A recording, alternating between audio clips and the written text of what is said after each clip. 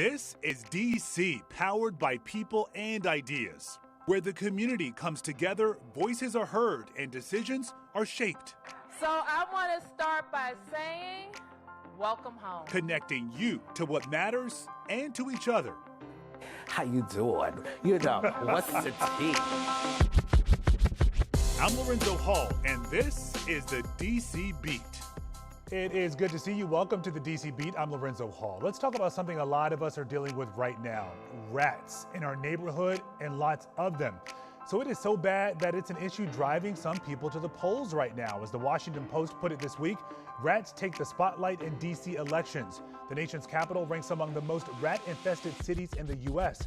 It seems we've been talking about this issue for a while, right? Years. All the candidates have plans, but they won't be sworn in until next year. So a legitimate solution is needed right now. Today, we got this note from a neighbor, Eric, in Northeast DC, who says in his neighborhood, they see significant daytime rat activity, multiple burrows and nesting areas, rats moving between trash and residential properties. Eric writes, the infestation appears to be worsening. So in early April, DC announced a new pilot program to curb the rat population in the city. Birth control. You may have heard of it. So is it working? What else is being done right now? Let's do a beat check with Andre Pittman, a program manager in the Rodent and Vector Control Division with DC Health. Andre, good to have you at the table.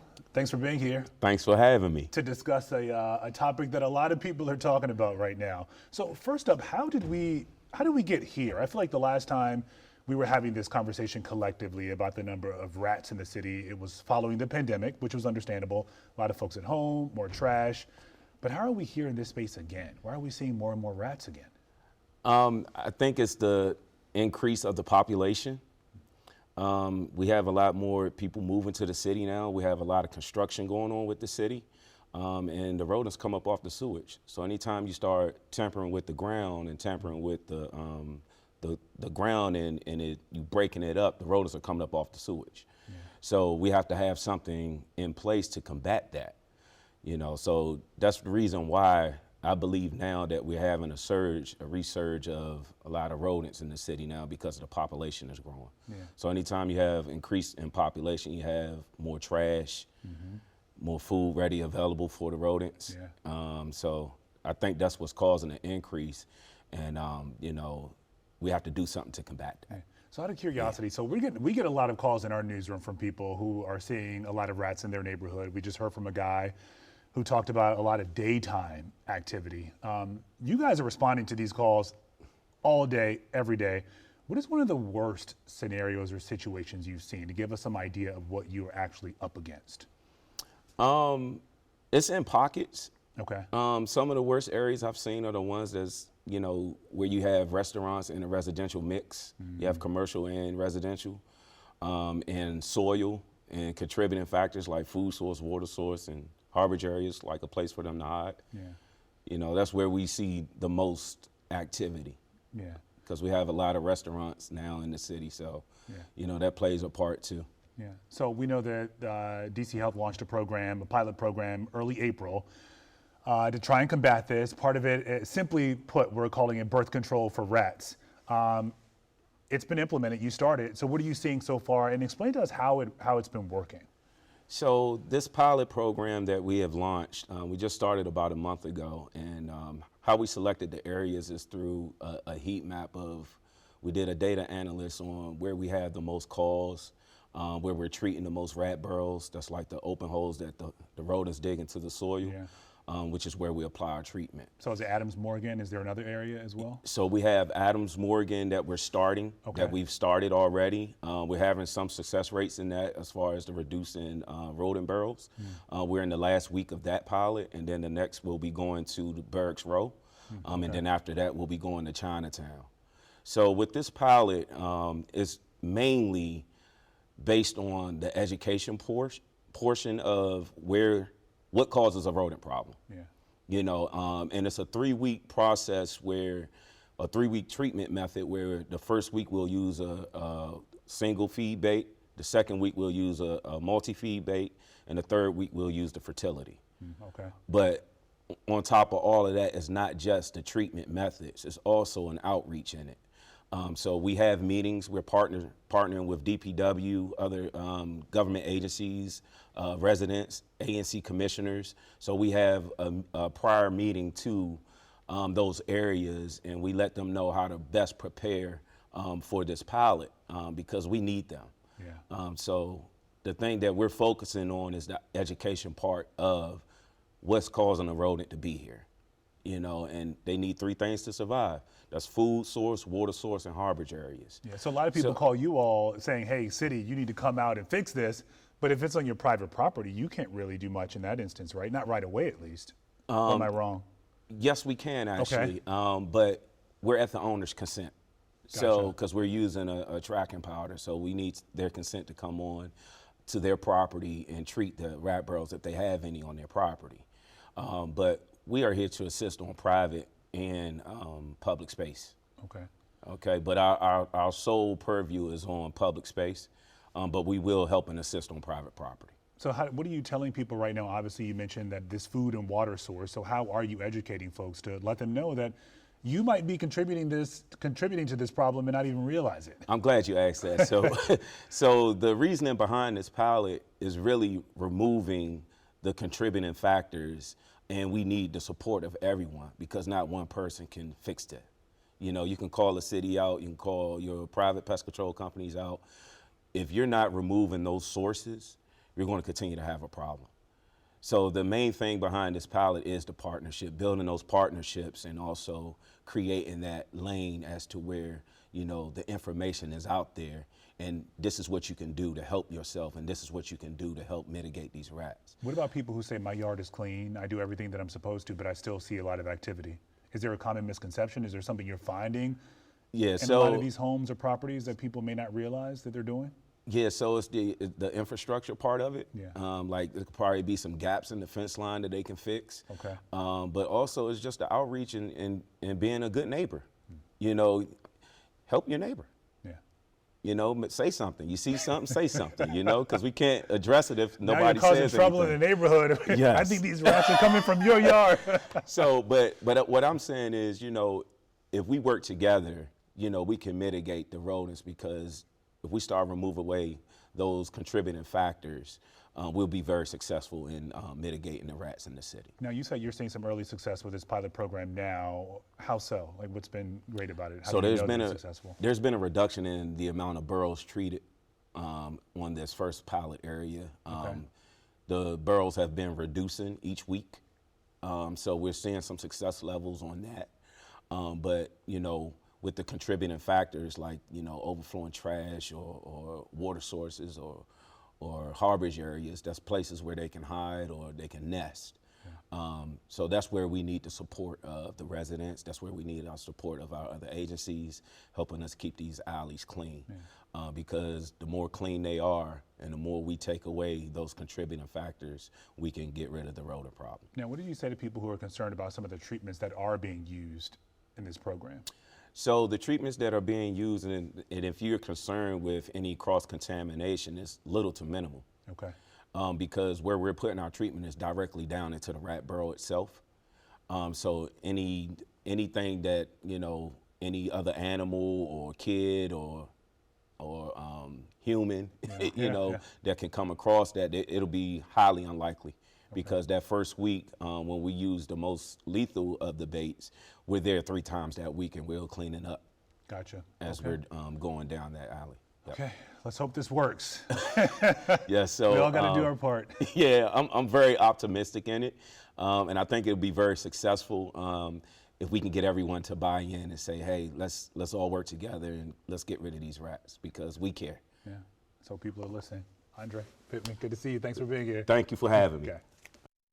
All right, so right now, a lot of people are also sounding off about all the events taking place on the National Mall this summer, primarily focused on celebrating 250 years of America's independence. So the one turning heads right now is the Ultimate Fighting Championship coming to the South Lawn of the White House. Here's a live look at the White House now. Organizers, you can see back there in the rear of the White House, they are getting the lights, the seating, and the cage ready. The event, which is being called UFC Freedom Fights 250, will take place on June 14th, President Trump's birthday and Flag Day.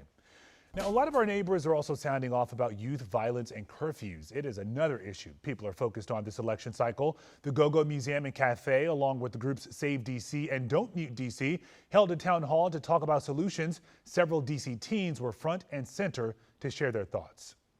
I feel like the curfew is necessary, but it's really not, because that's just ruining it for the teens that actually have common sense. If we're taking people from one area, what do we think they're going to do? Go to the next area. So it's more so we're pushing away from the actual issue rather than diving into what our young people genuinely need. I heard a quote also that said it takes a village to raise a child. We are the people who are willing to teach us right from wrong outside of our parents. We don't have nobody to guide us, lead us, talk to us, pull us aside and tell us, hey, you know that ain't right. Hey, you know that's wrong. I had an event one time where I came out, it was an event for Black History Month, I believe. And it was some young people who wanted to steal a car. I'm gonna tell that story because they don't mind me, because I told it before. They wanted to steal a car. But because there was a young individual who said, hey, it's an event right in there you should be at, speak in your mind, tell them how you feel, they did that. They need people who are willing to pull them in and say, hey, you know that's not right, you know what you're doing is wrong, and actually take the time to mentor them instead of punishing them, bashing them, and things of that nature. All right, people are also sounding off about ranked choice voting. This is how we'll be voting in the primary on June 16th. To make sure you're ready, here's a refresher on how it works. Instead of choosing just one candidate, voters rank them in order: first choice, second choice, third, and so on. First, all the first choice votes are counted. If one candidate gets more than 50%, they win. If no one reaches 50%, the candidate with the fewest votes is eliminated. Those voters' ballots are then reassigned to their next choice. This process repeats, eliminating the lowest candidate and redistributing votes until someone crosses that 50% mark. Supporters say it rewards broader support. Critics say it can be more complicated. But either way, your full ranking could decide the outcome.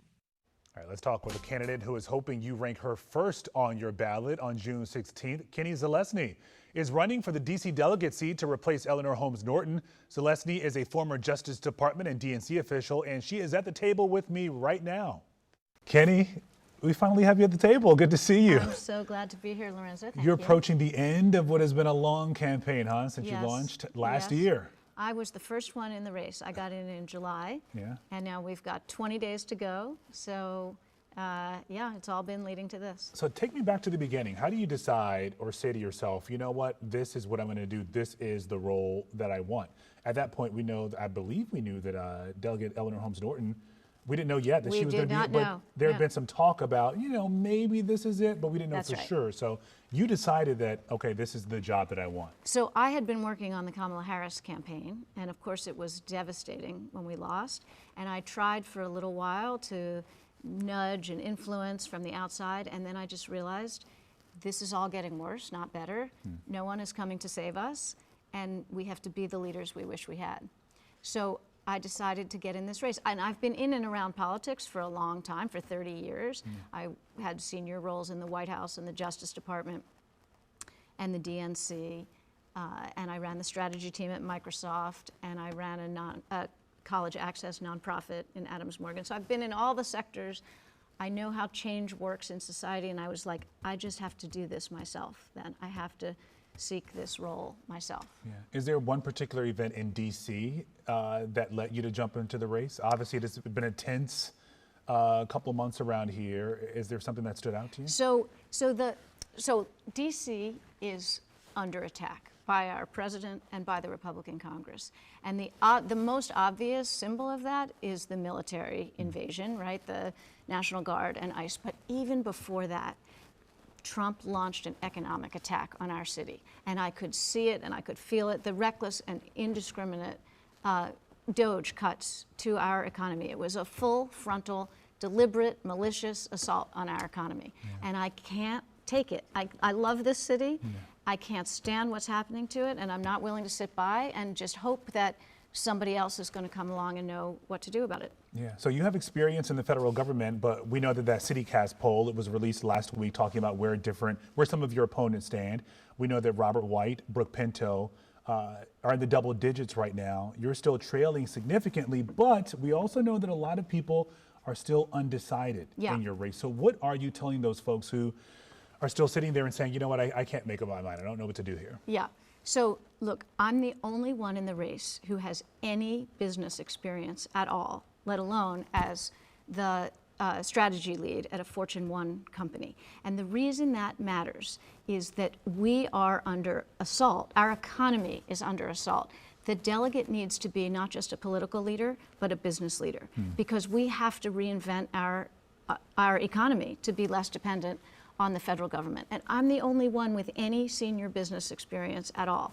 My opponents have served in DC Council, but that doesn't give them any experience rethinking our economy, knowing where jobs are going to come from, knowing how to build up a startup ecosystem in this city so that we can thrive as an economy that isn't so dependent on the federal government. So how do you do that in this DC delegate role? We know that there's no vote in Congress. That's so right. That's what right. do you do? And my opponents have spent all their time voting. That's what they're good at. That's the one thing you don't have to do as the DC delegate. What you do have to do is build coalitions, both political coalitions and in the business world, in order to bring us the partners and allies who are going to defend our autonomy and grow our economy. And for 30 years, that's what I've been doing. So if you sit in DC Council, you are one of 13 Democrats. Some of them are called independents, but they're all Democrats. That means the biggest coalition you have ever had to build is with 6 other DC Democrats. And they fail at that more than half the time. More than half the bills they introduce don't get passed. So they operate in this very narrow and parochial environment where they don't even build the coalitions that are needed here. Congress is a completely different job. The voters of DC should not sleepwalk into this election thinking that Congress is just some kind of varsity city council.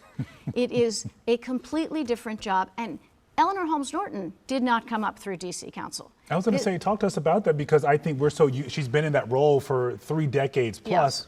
So we've gotten used to seeing, Eleanor Holmes Norton in that position. She's built up the equity, she's built those relationships. But now as a city, we're going to be starting from scratch in Congress. Right. So what she brought to that role, the reason she was able to be such a fierce warrior for DC is that she had national experience, national relationships, national networks from all the work she had done before she came to Congress. She didn't come up through DC Council. She was not a local politician. She was not a career politician. Because you have no vote in that job, you have to, it's twice as hard as every other job on Capitol Hill. And you will not succeed at it if you don't have deep national relationships across Capitol Hill. And now, because we're under attack economically too, which wasn't as true in her day, you also have to have deep national relationships across the business community. And I'm the only one in the race with both, with deep national relationships across the Democratic Party, across Capitol Hill, because I was a deputy national finance chair at the DNC, and I've worked with the Democrats, House and Senate leadership and rank and file. I know those people, and I already am many steps ahead in being able to advocate for DC. Yeah. And because I was a senior business leader running the strategy team at Microsoft, I have national business relationships. And my opponents don't have either of those. And I'm so grateful to you, Lorenzo, for bringing me on the show, because too many of your colleagues in the media have just been treating this race like it's just a contest between 2 DC council members, the same as the mayor's race. They think this one is just like the junior version of that race. And it's not fair to DC voters. It's not fair because the stakes of this election, the delegate election, are so high. This is a once-in-a-generation chance to take a look at what this job needs to be, and we are under attack. How do you redefine this role? Obviously, Delegate Eleanor Holmes Norton has made a lot of progress in terms of getting DC closer and closer to statehood. Yes. So do you just pick up the mantle and continue that work as is, or do you shift the strategy? It's 2 things. It's autonomy and economy. It's got to be both now. She focused more on autonomy, which is the statehood. The statehood bucket, but we've got to reinvent our economy as well. And let me say something about all the progress she made, which I want to build on. DC voters need to know that all that progress will be put at risk if they elect either of my main opponents to this job. So Robert White voted against funding semi-open primaries in DC, which would have given 80,000 independents the right to vote in the only meaningful election in DC, which is the DC primary. And that initiative had been approved by 73% of DC voters. If Robert becomes our delegate and goes to Capitol Hill and advocates for autonomy or statehood, he's going to be laughed out of the room. Opponents are going to say, you didn't expand the DC franchise when you had the chance. Why should we? You didn't approve the will of the voters when you had the chance. Why should we? So voters need to know that he's damaged goods when it comes to autonomy and statehood on Capitol Hill. And if I could just add, Brooke Pinto is no better. She voted for that measure, but she couldn't get 6 DC Democrats to join her. What kind of coalition building skill is that? What do you say to people who are watching and they will look at the candidates, they'll look at this field here and say, these candidates have a track record. We understand where they stand. We've seen them on the council. We know some of their work and what they've done in the city. Yes. But they'll look at Kinney and say, I hear you, but where are the receipts? Okay, I'll tell you the receipts. So, because this is a national job, it's not a local job. So yes, if this whole election is just a familiarity contest, I understand. I am less familiar than they are. But if people, like, I need DC voters to wake up and see the stakes for, like, what is happening to our city and what it's going to take to represent us with ferocity and success on Capitol Hill. So let me tell you the receipts. When I was at the Justice Department, I helped beat back the Republican efforts to kill after-school programs. This was the first big federal investment in after-school programs as a crime prevention matter. And the Republicans, just like they do today, they saw a good idea and they tried to kill it.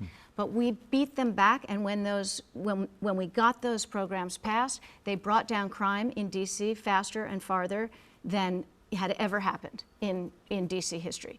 And when I was in the White House, I fought to make sure that every school and library in DC, especially east of the river, was wired for the internet. That was the last tech revolution. Now we're in a new one, but we made sure that the internet didn't become the next civil rights divide. And when I was president of Peer Forward, the college access nonprofit, we helped drive college enrollment in this city from under 40% to over 60%. And Barack Obama noticed, and for our impact and for our success, he gave my organization a big chunk of his Nobel Peace Prize money. So I put my record of new resources and lasting results in this city up against any DC council members any day of the week. So I get that those two are more familiar, but my track record in the city and on the national level speaks for itself, and we can't afford to just choose career politicians to just shuffle the chairs on the deck. Yeah. I just got it endorsed this week by Eric Holder, and he said the same thing. And by the way, Eric was the U.S. Attorney General, and he was the D.C. U.S. Attorney. So if anyone knows the complex relationship, the unusual and unique relationship between D.C. and the federal government, it's Eric. And he said, we cannot afford to do politics as usual this time. The stakes are too high. On that same note, politics as usual, how is this different? You mentioned the autonomy aspect of this and the economy. So what do you tell these businesses, these developers? How do you leverage those relationships? What does it look like? So to me, it's not just about developers. Okay. This is about how we're going to rethink where jobs are going to come from. So it's not just a different land use and sort of a linear progression from where we have been. We need to understand, so where are jobs of the future going to come from? They're going to be in clean energy, they're going to be in biotech, they're going to be in personalized medicine.